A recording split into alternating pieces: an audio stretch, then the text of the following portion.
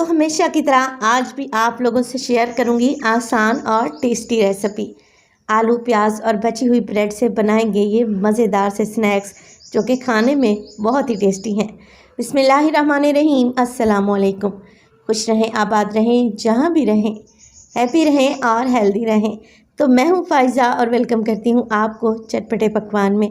बाहर से क्रिस्पी, अंदर से सॉफ्ट, ये मज़ेदार से स्नैक्स जब आप बनाएंगे ना, यकीन करें पकौड़े समोसे भूल जाएंगे। तो रेसिपी को एंड तक देखें, अच्छी लगे लाइक कर दें और चटपटे पकवान को सब्सक्राइब भी कर लें। तो चलें फिर रेसिपी स्टार्ट कर लेते हैं।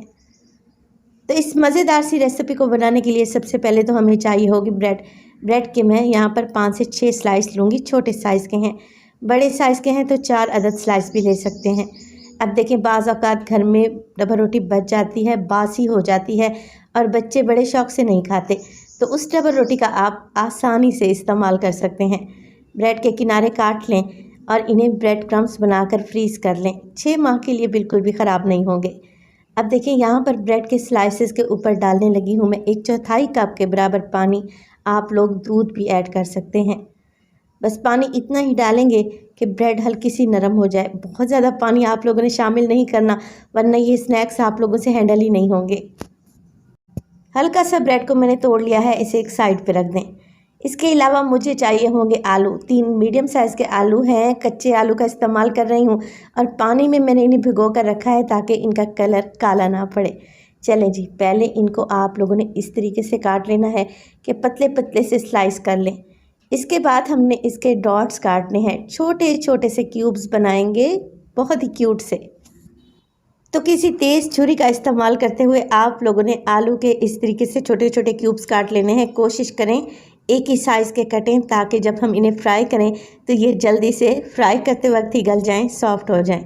चलें जी, सारे आलू के क्यूब्स मैंने बना कर तैयार कर लिए हैं। 1 से 2 पानी में इन्हें अच्छे तरीके से धो लें ताकि इनका स्टार्च निकल जाए और किसी छलनी में डाल कर रखें।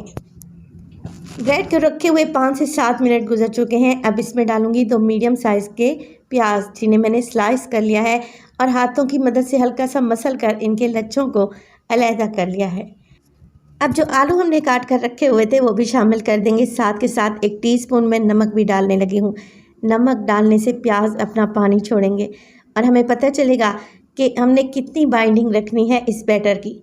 तीनों चीज़ों को अच्छे तरीके से मिक्स कर लें, वेल कंबाइन कर लें कि डबल रोटी प्याज और आलू पर अच्छे तरीके से चिपक जाए। ये देखें, तीनों चीज़ें अच्छे से मिक्स हो चुकी हैं। चलें जी, इसमें मज़ीद कुछ मिर्च मसाले डालते हैं ताकि स्नैक्स चटपटे और करारे बने। तो 1/2 टीस्पून डाल दूंगी मैं साबित सफ़ेद ज़ीरा। 1 टीस्पून इसमें धनिया पाउडर शामिल करेंगे। आपके पास मोटा कूटा हुआ धनिया है तो आप लोग वो डालिएगा, ज़्यादा टेस्टी बनेंगे। 1 टीस्पून डाल दें सुर्ख मिर्च का पाउडर। इसके अलावा 1/4 टीस्पून हल्दी भी शामिल करें और अजवाइन डालेंगे, इससे टेस्ट बड़ा अच्छा आएगा। हाथों की मदद से मसल कर डाल दें 1/2 टीस्पून। चलें जी, अब देखें, इसमें डालेंगे बारीक कटी हुई हरी मिर्चें, बिल्कुल बारीक काटें, और ढेर सारा बारीक कटा हुआ हरा धनिया। सब चीज़ों को अच्छे तरीके से मिक्स कर लेंगे। आप लोग देख रहे हैं कि ये मिक्स अभी इकट्ठा नहीं हो रहा, बाइंड नहीं हो रहा। तो बाइंडिंग के लिए मैं क्या शामिल करने लगी हूँ, मैं डालूँगी 4 टेबलस्पून के करीब इसमें बेसन। अच्छे से छान कर डाल दें। बेसन डालने से ये स्नैक्स टेस्टी भी बनेंगे और क्रिस्पी भी बनेंगे इंशाअल्लाह ताला। बस जी, मिक्स कर लें सब चीज़ों को और देखें, ज़बरदस्त सा हमारा बैटर तैयार है। अब हाथों को हल्का सा ग्रीस कर लें ऑयल की मदद से और इस तरीके से छोटे छोटे बॉल्स बनाकर गरम ऑयल में फ्राई कर लें।